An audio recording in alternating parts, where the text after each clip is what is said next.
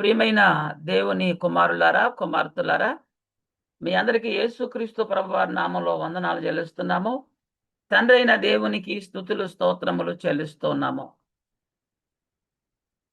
సహోదరులారా, అందరూ క్షేమంగానే ఉన్నారా? సంతోషంగానే ఉన్నారా? మంచిది. మేము కూడా మీ ప్రార్థనలు బట్టి సంతోషంగానే ఉన్నాము. ఈరోజు దేవుని యొక్క పరిశుద్ధ గ్రంథంలో నుండి మరొక అంశాన్ని గురించి మనం నేర్చుకోవడానికి ప్రయత్నం చేద్దాం.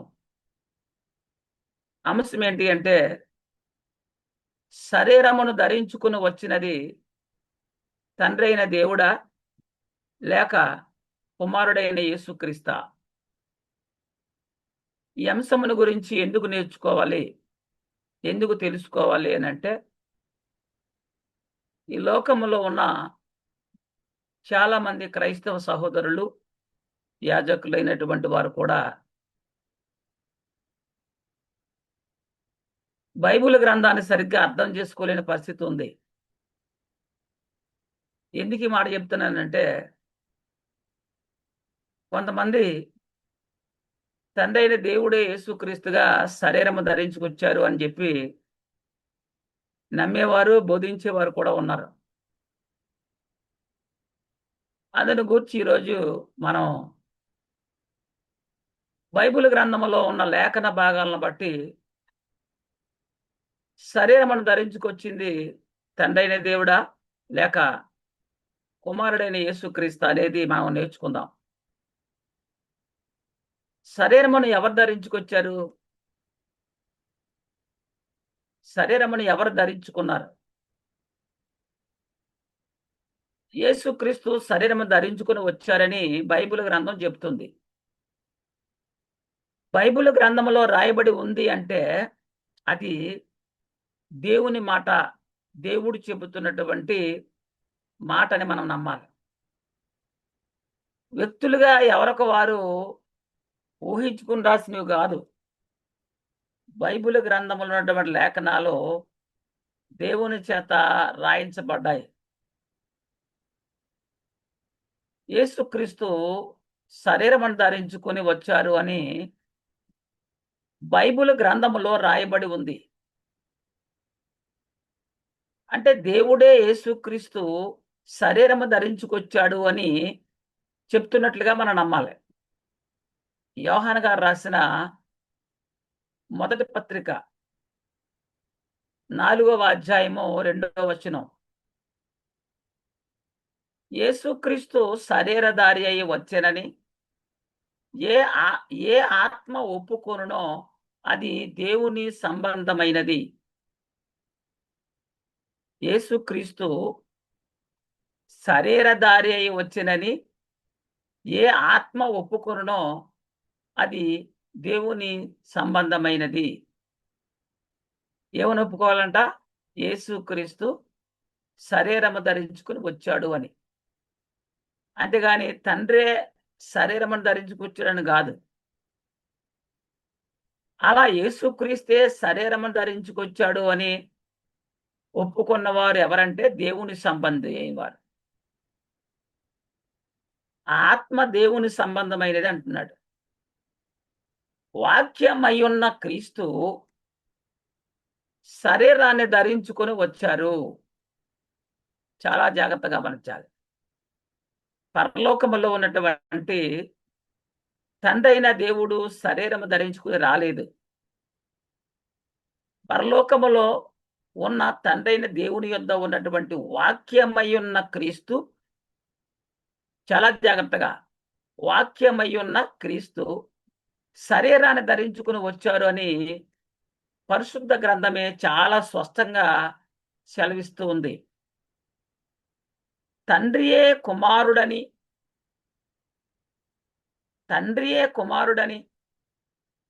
శరీరాన్ని ధరించుకుని వచ్చాడని నేటి బోధకులు చెబుతున్న సంగతులు మనం చూడొచ్చు. ఇది చాలా పొరపాటు. తండ్రి కుమారుడుగా శరీరము ధరించుకుని రాలేదు, కానీ వచ్చాడు అని నమ్మేవాళ్ళు బోధకులే ఉన్నారు. తండ్రియే మరొక రూపంలో, మరొక అవతారంగా అంటే క్రీస్తు అనే అవతారం ఎత్తి లోకానికి వచ్చాడని చెప్పేటువంటి వాళ్ళు కూడా ఉన్నారు. తండ్రియే మరొక రూపంగా క్రీస్తు వచ్చాడని చెబుతున్న ఆత్మ దైవాత్మ కాదంటది. అది భ్రష్టాత్మ అని బైబిల్ గ్రంథమే చెప్తుంది. తండ్రే క్రీస్తుగా శరీరం ధరించుకొచ్చాడని చెప్పే ఆత్మ దైవాత్మ కాదు, అది భ్రష్టాత్మయని బైబిల్ గ్రంథమే చెప్తుంది. అంటే దేవుడు చెప్తున్నాడు. ఎక్కడ? యోహాను గారు రాసిన 2వ పత్రిక మొదటి అధ్యాయము 7, 8 వచనాలు. యేసుక్రీస్తు శరీరధారి అయి వచ్చినని ఒప్పుకొనని వంచకులు అనేకులు లోకంలో బయలుదేరి ఉన్నారు. యేసుక్రీస్తు శరీరధారి అయి వచ్చినని ఒప్పుకొనని వంచకులు అనేకులు లోకంలో బయలుదేరి ఉన్నారంట.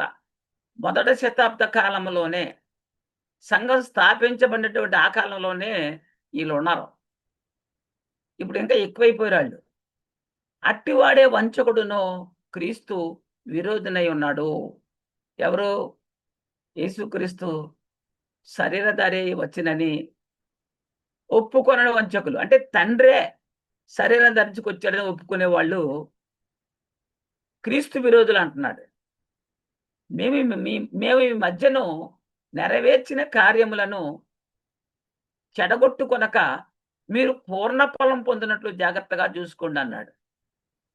ఇలాంటి వారి విషయాల్లో, ఎలాంటి బోధ విషయంలో మీరు జాగ్రత్తగా ఉండండి అని హెచ్చరిస్తున్నటువంటి మాటలు యోహాను గారు రాశారు. అపోస్తుల కాలంలోనే క్రీస్తును కుమారుడిగా అంగీకరించని వారు ఉన్నారు. అపోస్తుల కాలంలోనే యేసుక్రీస్తుని కుమారుడిగా అంగీకరించిన వారు ఉన్నారు. క్రీస్తును తండ్రి అవతారమని నేటి బోధకులు క్రీస్తుకు వంచకుడుగా బయలుదేరేటువంటి సంగతులు మనం చూస్తున్నాం. అంటే క్రీస్తు విరోధులుగా ఉండేవారిని. వాక్యానికి భిన్నముగా వచ్చే ప్రతి మాట దుష్టుని సంబంధమైనదే. వాక్యానికి విరోధముగా లేక వ్యతిరేకంగా ఉన్న ప్రతి మాట కూడా దుష్టుని నుండి వచ్చినదే. వాక్యమే శరీరధారి వచ్చాడనడానికి ఆధారాలు ఉన్నాయి. ఆది యందు ఉన్నటువంటి వాక్యమే శరీరధారి అయి వచ్చాడు అనడానికి చాలా ఆధారాలు మన బైబిల్ గ్రంథంలో ఉన్నాయి. అది ప్రాముఖ్యమైంది. యోహాను సువార్త 1వ అధ్యాయము 1వ వచనం. ఆది యందు వాక్యము ఉండెను. ఆది యందు ప్రారంభంలో వాక్యము ఉండెను. వాక్యము దేవుని యొద్ద ఉండెను. ఇక్కడ పొరపడుతున్నారు చాలా మంది. ఆది యందు వాక్యం ఉంది, ఆ వాక్యమే దేవుడు అంటున్నారు. అలా కాదు. ఆది యందు వాక్యము ఉండెను, వాక్యము దేవుని యొద్ద ఉండెను. ఆది యందు ఉన్నటువంటి వాక్యం ఎక్కడుంది? దేవుని యొద్ద. అంటే దేవుడు ప్రత్యేకంగా ఉన్నాడు. దేవుని యొద్ద, దేవుని దగ్గర వాక్యం ఉంది. ఆ దేవుని యొద్ద ఉన్నటువంటి వాక్యాన్ని మనం చూస్తే ఏమంటున్నాడు? వాక్యము దేవుడై ఉండెను అంటున్నాడు. ఏ దేవుడు? ఆల్రెడీ దేవుడు ఉన్నాడు. దేవుని యొద్ద వాక్యం ఉంది. ఆ వాక్యము కూడా దేవుడంట. దేవుడై ఉండెనని చెప్పాడు. ఏ దేవుడు? తండ్రైన దేవుడు, కుమారుడైనటువంటి దేవుడు. ఇది మనం గమనించవలసిన అవసరం ఉంది. అయితే యోహాను సువార్త 1వ అధ్యాయము 14వ వచనం మనం చూడగలిగితే ఇక్కడ అంటాడు, ఆ వాక్యము. ఏ వాక్యం ఇది? ఆది యందు వాక్యం ఉండేనని చెప్పారు కదా, ఆ వాక్యం. దేవుని యొద్ద ఉన్నటువంటి ఆ వాక్యము శరీరధారి అయి, అంటే ఆది యందు దేవుని యొద్ద ఉన్నటువంటి ఆ వాక్యము శరీరము ధరించుకుని. చాలా స్పష్టంగా ఉంది ఇక్కడ. వీళ్ళు అర్థం చేసుకోలేని పరిస్థితిలో ఉన్నారు. కృపా సత్య సంపూర్ణుడిగా మన మధ్య నివసించను. కృపాసత్య సంపూర్ణుడిగా మన మధ్య నివసించింది తండ్రైన దేవుడా, కుమారుడైన దేవుడా? వాక్యమై ఉన్నటువంటి దేవుడు శరీరమును ధరించుకొని కృపాసత్య సంపూర్ణుడిగా మన మధ్య నివసించెను అన్నాడు. ఆయన ఏం చేశాడు? తండ్రి వలన కలిగిన అద్వితీయ కుమారుని, తండ్రి వలన కలిగిన, చూడండి, తండ్రి వలన కలిగిన అద్వితీయ కుమారుని మహిమ వలె మనము ఆయన మహిమను కనుగొంటిమి అన్నాడు. శరీరాన్ని ధరించుకొచ్చింది ఎవరు? తండ్రా, కుమారుడా? అంటే కుమారుడైనటువంటి క్రీస్తు శరీరాన్ని ధరించుకుని వచ్చాడు అని పరిశుద్ధ గ్రంథము చెబుతుంది. క్రీస్తు ఈ లోకానికి రాక మునుపు ఎక్కడ ఉన్నారు? అసలు ఉన్నారా? అంటే క్రీస్తు ఈ లోకానికి రాక మునుపు తండ్రి యొద్ద ఉన్నాడు. అందుకే ఆది యందు వాక్యం ఉండను, వాక్యము దేవుని యొద్ద ఉండెను అని ఉంది. ఆయన లోకానికి రాకముందు తండ్రి యొద్ద ఉన్నాడు. ఎలా ఉన్నాడు? కుమారుడిగా ఉన్న క్రీస్తును ఈ లోకానికి ఎవరు పంపించారు ఆయన్ని అంటే, తండ్రి అయిన దేవుడే తన కుమారుని లోకానికి పంపించాడు. తండ్రి అయినటువంటి దేవుడు కుమారుడైన క్రీస్తుని ఈ లోకానికి పంపించాడు. చాలా స్పష్టంగా పరిశుద్ధాత్ముడు చెప్తున్నాడండి సర్వసత్యంలో. కానీ మన వాళ్ళు అర్థం చేసుకోలేకపోతున్నటువంటి పరిస్థితులు ఉన్నాయి. రోమా పత్రిక పౌలు గారు రాస్తున్నాడు. రోమీయులకు రాసిన పత్రిక 8వ అధ్యాయము 4వ వచనములో ఇలాగుంది. ఎంత అద్భుతమైన మాట అండి ఇది! చాలా విలువైన మాట. దేవుడు తన సొంత కుమారుణ్ణి, చూడండి, దేవుడు ఎక్కడున్నాడు? పరలోకంలో ఉన్నాడు. తన కుమారుడు ఎక్కడున్నాడు? ఆయన కూడా తండ్రి యొద్దే, దేవుని యొద్దే ఉన్నాడు. ఆ ఉన్నటువంటి కుమారుణ్ణి ఏమన్నాడు ఇక్కడ? దేవుడు తన సొంత కుమారుణ్ణి పాప శరీరాకారముతో పంపి ఆయన శరీరమందు మన పాపమునకు శిక్ష విధించెను. చూసారా? శరీరాన్ని ధరించుకుని వచ్చింది కుమారుడు, తన సొంత కుమారుడు. దేవుడు తన సొంత కుమారుణ్ణి పాప శరీరాకారంతో పంపి, ఇంత స్పష్టంగా ఉంటే ఇంకా తండ్రే కుమారుడుగా వచ్చాడు అవతారం ఏంటి మాటలో? పంపిన వారు పరలోకంలో ఉన్నాడు తండ్రి దేవుడు. పంపగా వచ్చిన ఆయన శరీరం ధరించుకొచ్చి, ఏ శరీరం? పాప శరీరాకారంతో భూలోకానికి వచ్చాడు.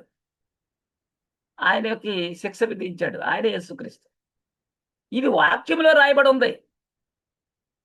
ఈ లోకానికి వచ్చిన క్రీస్తు ఎవరు? మరియ కుమారుడా? యోసేపు కుమారుడు అని చెప్తుందా బైబిల్? దేవుని సొంత కుమారుడని బైబిల్ గ్రంథమే చాలా స్పష్టంగా చెప్తుంది. అర్థం కదా మీకు? అర్థం చేసుకోవాల్సిన అవసరం మీకు లేదా? దేవుడు చెప్తున్నాడు యేసుక్రీస్తు దేవుని సొంత కుమారుడు అని. దేవుని కుమారుడు ఈ లోకానికి ఎందుకు వచ్చాడు? దేవుడు రాలేదు ఈ లోకానికి, దేవుని కుమారుడు. దేవుని కుమారుడు ఈ లోకానికి పాప పరిహార్థ బలిగా వచ్చాడు. పాపము నిమిత్తము బలిగా వచ్చాడు. పరలోకములో తండ్రి యొద్ద వాక్యమై ఉన్న ఆ వాక్యమే కుమారుడుగా ఈ లోకానికి శరీరము ధరించుకొని వచ్చి ఉన్నాడు. చాలా స్పష్టంగా బైబిల్ గ్రంథం చెప్తుంది. అంటే దేవుడు చెప్తున్నాడు. రోమపత్రిక 8:4లో కూడా దేవుడు తన సొంత కుమారుణ్ణి పాప శరీరాకారముతో పంపి ఆయన శరీరమందు లోకములో ఉన్న పాపమునకు శిక్ష విధించెను అని ఉన్నాడు. ఈ పై వచనములో మనకు ఏమర్థమైంది? దేవుడు తన సొంత కుమారుణ్ణి పంపెను, లేక పంపగా వచ్చి ఉన్న క్రీస్తు అని మనకు అర్థమైంది. క్రీస్తు పాప పరిహార్థ బలిగా, క్రీస్తు దేవుని కుమారుడైన క్రీస్తు ఈ లోకానికి పాప పరిహార్థ బలిగా వచ్చి ఉన్నాడు అని మనకు అర్థమైంది. రోమాపత్రిక 9వ అధ్యాయము 4, 5 వచనాలు.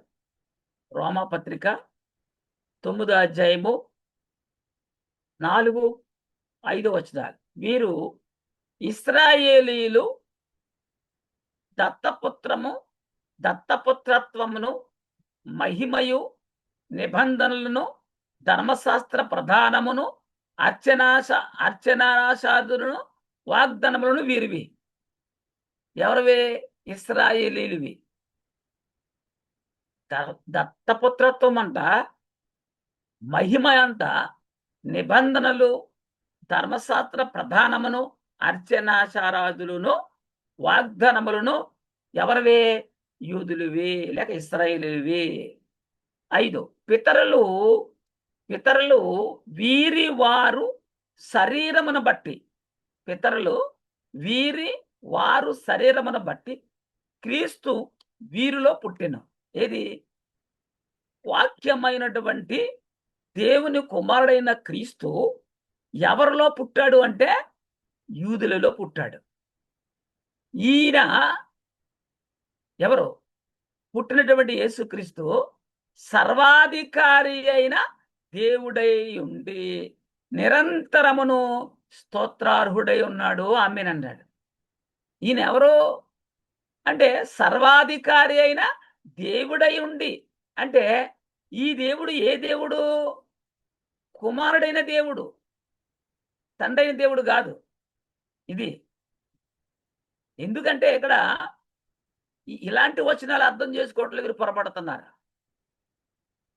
అది యందు వాక్యము ఉండెను, వాక్యము దేవుని యొద్ద ఉండెను, ఆ వాక్యము దేవుడై ఉండెను. అంటే అక్కడే ఇద్దరు దేవుళ్ళు మనకు కనపడుతున్నారు కదా. మరి అందులో ఏ దేవుడు వచ్చాడు అంటే కుమారుడైన దేవుడు వచ్చాడు, వాక్యమైన దేవుడు వచ్చాడని మనకి స్పష్టంగా అర్థమైంది. ఈయన కూడా సర్వాధికారి అయిన దేవుడై ఉండి నిరంతరం కూడా ఈయన కూడా స్తోత్రార్హుడై ఉన్నాడు. ఇది మనం గమనించాలి. మరి ఈయన సర్వాధికారి అయి ఉండి నిరంతరము స్తోత్రార్హుడై ఉండును. పరలోకంలో దూతలు తండ్రికి కుమారునికి కూడా స్తోత్రములు చేయుచున్నారు. తండ్రికి కుమారునికి కూడా నిత్యము స్తోత్రములు చెల్లిస్తూ ఉన్నారు. సర్వాధికారి అయిన దేవుడు ఈయన కూడా. సర్వాధికారము క్రీస్తుకు ఎవరిచ్చారు? సర్వాధికారి అయినటువంటి దేవుడు అన్నాడు కదా. ఈ సర్వాధికారము క్రీస్తుకు ఎవరిచ్చారు అనేది మనం చూద్దాం, అది కూడా చూద్దాం. ఎందుకంటే మనకు బాగా బైబిల్ అర్థం కావాలి కదా నమ్మడానికి.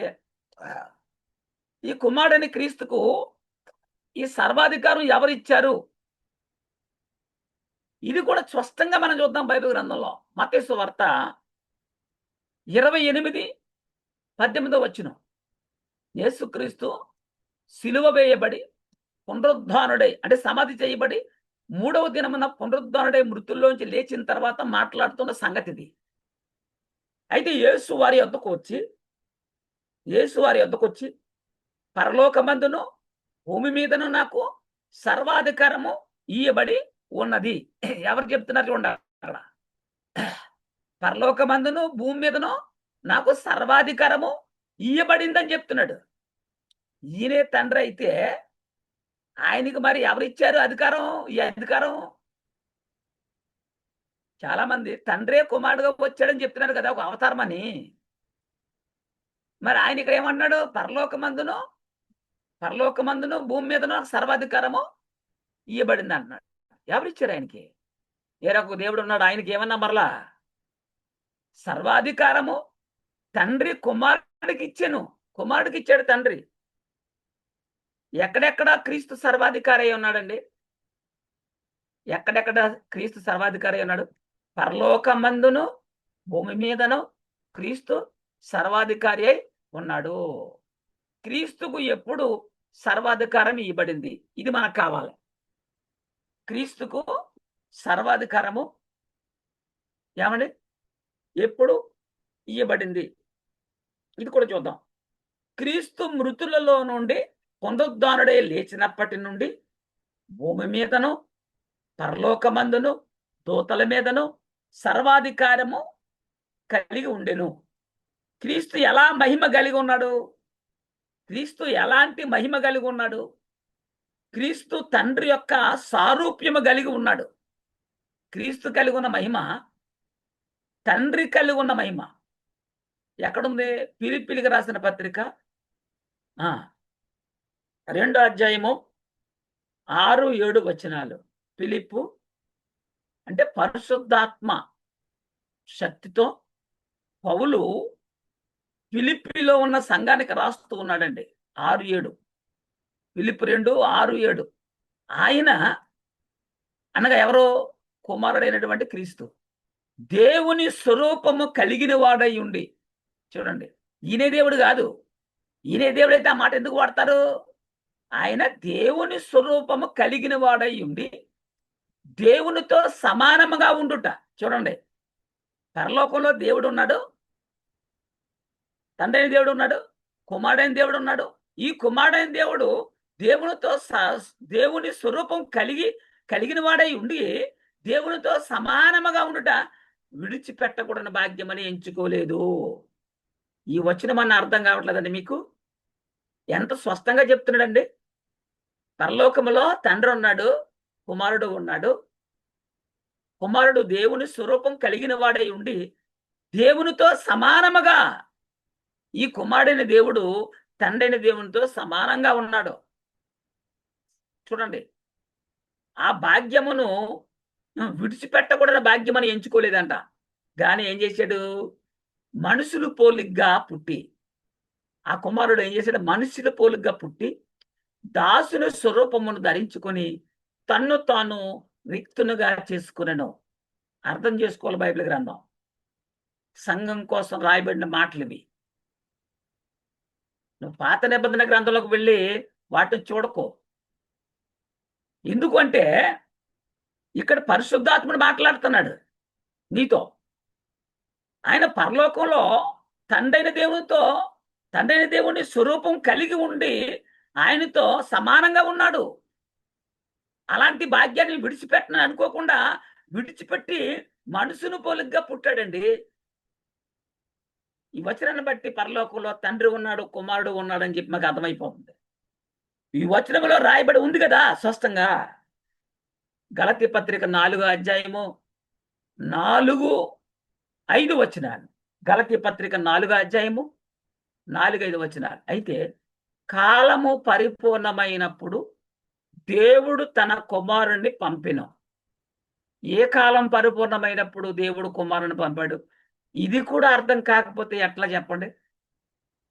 దేవుడు ఇంత స్పష్టంగా చెప్తున్నాడే, కాలము పరిపూర్ణమైనప్పుడు, వాగ్దాన కాలం పరిపూర్ణమైనప్పుడు దేవుడు, పరలోకమందున్న తండ్రైన దేవుడు తన కుమారుణ్ణి పంపెను. పంపినవాడు పరలోకంలో ఉన్నాడు, పంపగా వచ్చిన వాడు భూలోకంలో ఉన్నాడు. ఆయన పంపగా వచ్చిన వాడు ఏం చేశాడట? ఆయన స్త్రీ యందు పుట్టి. ఎందుకు స్త్రీ యందు పుట్టాడు? రక్త మాంసములలో పాలువాడు అవ్వాలి కాబట్టి స్త్రీ గర్భంలో ప్రవేశించాడు.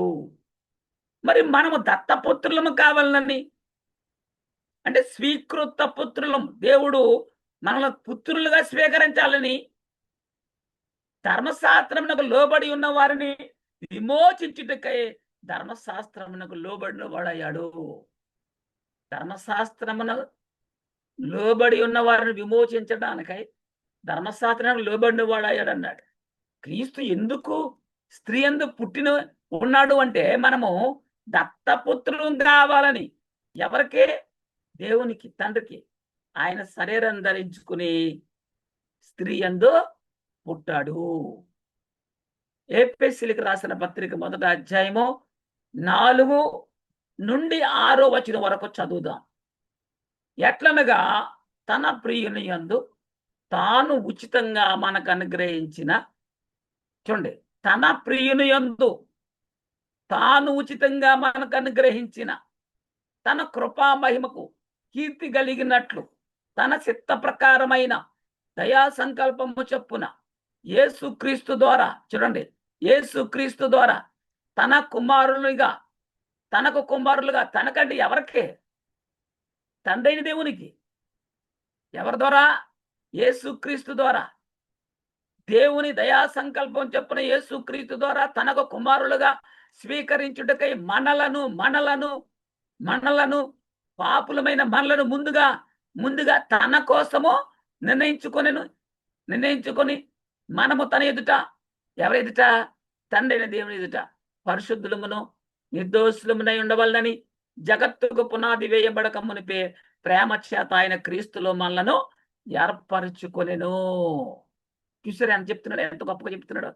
జగత్తుకు పునాది వేయబడక ముందే ప్రేమ చేత ఆయన క్రీస్తులో, ఆయన అంటున్నాడు, క్రీస్తులో అంటున్నాడు. ఆయన అంటే ఎవరు? తండ్రైన దేవుడు. క్రీస్తులో మనలను ఏర్పరచుకొనెను.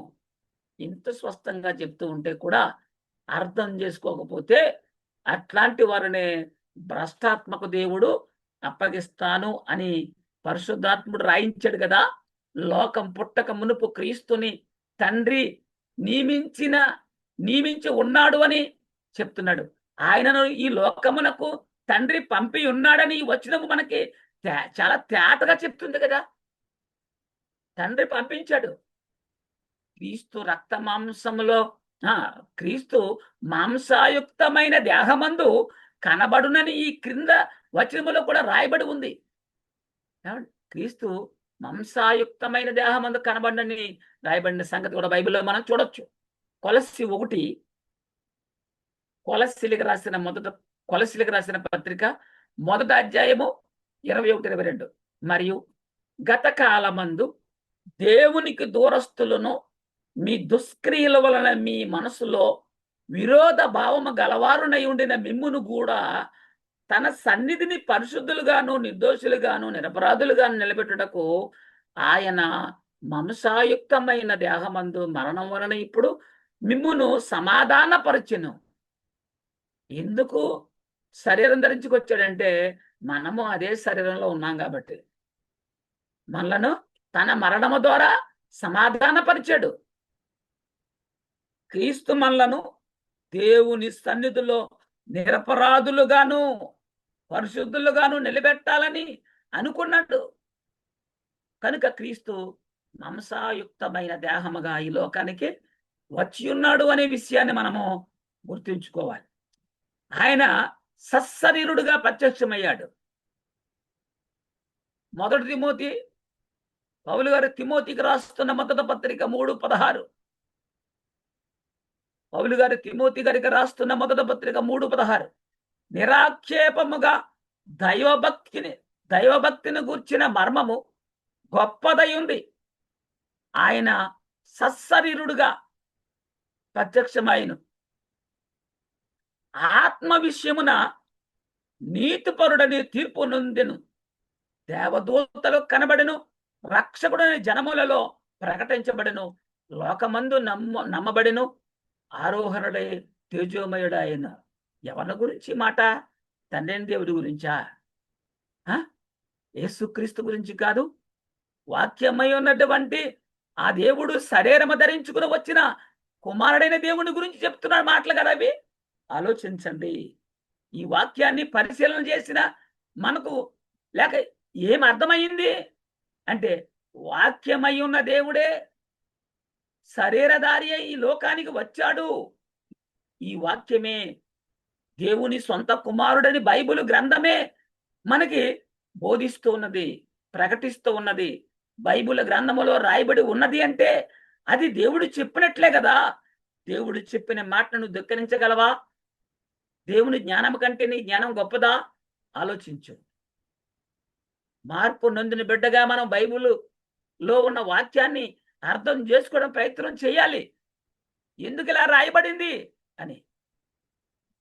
కొరింథీయులకు రాసిన 2వ పత్రిక 4:4 అంటాడు, దేవుని స్వరూపి అయి ఉన్న క్రీస్తు మహిమను కనపరుచు సువార్త ప్రకాశము. చూడండి, దేవుని స్వరూపి అయి ఉన్న యేసుక్రీస్తు ఎవరి స్వరూపంలో ఉన్నాడు? దేవుని స్వరూపంలో ఉన్నాడు, తండ్రి స్వరూపంలో ఉన్నాడు. తండ్రి యేసుక్రీస్తు కాదు. ఆలోచించండి. యేసుక్రీస్తే దేవుడు కాదు. యేసుక్రీస్తు కూడా దేవుడు. ఏ దేవుడు? కుమారుడైన దేవుడు. దేవుని స్వరూపి అయి ఉన్న క్రీస్తు. ఇక్కడ క్రీస్తు వేరు, దేవుడు వేరు. దేవుని స్వరూపి అయి ఉన్న క్రీస్తు మహిమను కనపరుచు సువార్త ప్రకాశము వారికి ప్రకాశింపకుండా నిమిత్తము. చూడండి, ఏదైతే సువార్త ఉందో ఆ సువార్తలోని మహిమ నీకు అర్థం కాకుండా, నీ మీద ప్రకాశింపకుండా, ఈ యుగ సంబంధమైన దేవత అంటే అపవాదనే వాడు అవిశ్వాసులైన వారి మనోనేత్రములకు గుడ్డితనం కలగజేస్తున్నాడు. చూసారా? విశ్వాసగా ఉన్నావా, విశ్వాసంగా ఉన్నావా? ఆలోచించాలి మనం. దేవుడు స్పష్టంగా రాసిన మాటలు నువ్వు అర్థం చేసుకునే ప్రయత్నం చేయాలి కదా. యోహాను సువార్త 5వ అధ్యాయం 37వ వచనం. యోహాను సువార్త 5వ అధ్యాయము 37వ వచనం. మరియు నన్ను పంపిన తండ్రియే నన్ను గూర్చి సాక్ష్యం ఇచ్చుచున్నాడు.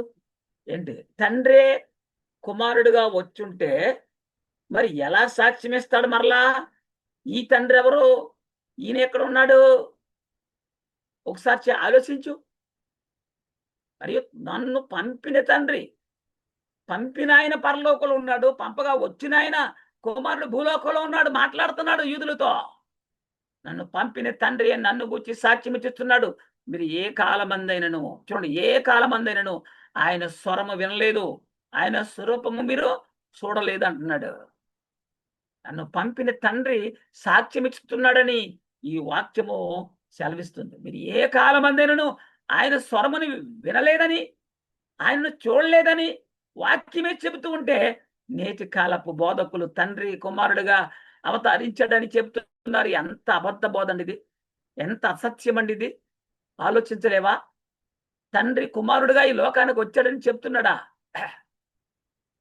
తండ్రే కుమారుడుగా ఈ లోకానికి వచ్చాడని చెప్పే వాళ్ళందరూ కూడా క్రీస్తుకు విరోధులు. పౌలు గారు తిమోతికి రాస్తున్న మొదటి పత్రిక 6వ అధ్యాయము 16వ వచనం చూడగలిగితే, సమీపింపరాని తేజస్సులో ఆయన మాత్రమే వసించుచు అమరత్వం గలవాడై ఉన్నాడు. మనుషులు ఎవడును ఆయనను చూడలేదు, ఎవడు చూడనేరడు. ఆయనకు ఘనతయు శాశ్వతమైన ప్రభావమును కలిగి ఉండునుగాక ఆమెన్ అంటాడు. మనుషుల్లో ఎవడును ఆయనను చూడలేదంట. ఎందుకు చూడలేరంటే, ఈ కంటితో చూసి ఎవరు బతకరా ఆయన చూసిన వాళ్ళు. ఆలోచించండి. ఎందుకంటే సమీపింపరాని తేజస్సుతో ఆయన మాత్రమే వచించుచున్నాడు. మనుషులలో ఎవరైనా ఆయనను చూడలేదు, ఎవడనో చూడనేరడని వాక్యం చెలివిస్తుంది కదా. ఎవరైనా తండ్రిని చూశారంటే, ఇప్పుడు తండ్రి ఈ లోకానికి రాలేదు, శరీరధారిగా మాత్రమే తన కుమారుని పంపించారు. వాక్యము సెలవిస్తుంది. తన కుమారుడైనటువంటి క్రీస్తుని లోకానికి పంపించాడని వాక్యము సెలవిస్తుంది. హెబ్రీ పత్రిక 2వ అధ్యాయం, హెబ్రీ పత్రిక 2వ అధ్యాయం 14, 15, 16 వచనాలు. కాబట్టి ఆ పిల్లలు రక్త మాంసములు గలవారైనందున ఆ ప్రకారమే మరణము యొక్క బలము గలవారిని, అనగా అపవాదిని మరణము ద్వారా నశింపజేయుటకు జీవితకాలమంతయు మరణభయము చేత దాస్యమునకు లోబడి వారిని విడిపించుటకును ఆయన కూడా రక్త మాంసంలో పాలువాడాయను. ఎందుకంటే మనం రక్త మాంసంలో ఉండి మరణ భయంతో బాధపడుతున్నాం కాబట్టి, ఆ మరణ భయం నుంచి విడిపించడానికి ఆయన కూడా మనవలే రక్త మాంసంలో పాలువాడు అయ్యాడు. యాలేనగా ఆయన ఎంత మాత్రమును దేవతల స్వభావమును, దేవదూతల స్వభావమును ధరించుకొనక, చూడండి, యేసుక్రీస్తు దేవదూతల స్వభావాన్ని ధరించుకొనక ఏంటి, అబ్రహాము సంతాన స్వభావమును ధరించుకొని ఉన్నాడు. అబ్రహాము సంతాన మనుషు యొక్క స్వభావం, రక్త మాంసములు కలిగిన స్వభావం కలిగి ధరించుకున్నాడు. అపవాదిని మరణము చేత నశింపజేయుటకు, మరణ భయముతో ఉన్న మనలను విడిపించడానికి ఆయన రక్త మాంసంలో పాలువాడు అయ్యాడు. హెబ్రీ పత్రిక 2వ అధ్యాయము 17వ వచనం చూడగలిగితే, హెబ్రీ పత్రిక 2వ అధ్యాయం 17వ వచనం. కావున ప్రజల పాపములకు పరిహారము కలగజేయుటకై, ప్రజల పాపములకు పరిహారము కలగజేయుటకై దేవుని సంబంధమైన కార్యములలో కనికరమును నమ్మకమును గల ప్రధాన యాజకుడకు నిమిత్తము అన్ని విషయములలో ఆయన తన సహోదరులు వంటివాడు కావలసి వచ్చెను. చూడండి, అన్ని విషయంలో కూడా మన వంటి మానవుడిగా వచ్చి ఆయన పరిశుద్ధుడిగా, పాపము లేనివాడుగా జీవించి చూపించారు. అబ్రహాము సంతానం యొక్క సారూప్యమును ఆయన ధరించుకొనెను. 1 యోహాను 4వ అధ్యాయము 2-3 వచనాలు. యేసుక్రీస్తు శరీరధారి అయి వచ్చినని ఏ ఆత్మ ఒప్పుకొనునో అది దేవుని సంబంధమైనది. పరిశుద్ధాత్ముడు రాయించిన మాటలివి. యేసుక్రీస్తు అభిషిక్తుడు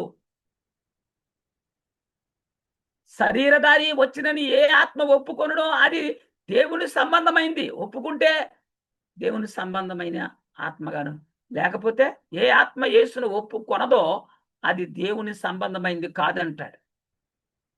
మరి దేవుని సంబంధి గాని ఉన్నావా, అపవాది సంబంధం ఉన్నావా? దీన్ని బట్టియే దేవుని ఆత్మని మీరు ఎరుగుదురు. క్రీస్తు విరోధి ఆత్మ వచ్చునని మీరు వినని సంగతి ఇదే, ఇది వరకే అది లోకములో ఉన్నది అన్నాడు. క్రీస్తు శరీరధారి వచ్చినని ఎవరైతే ఒప్పుకుంటారో వారు దేవుని సంబంధులని బైబిల్ గ్రంథమే చాలా స్పష్టంగా చెబుతుంది. తండ్రే క్రీస్తుగా శరీరం ధరించుకొచ్చాడు అనుకుంటాం అని రాయబడలేదు ఇక్కడ.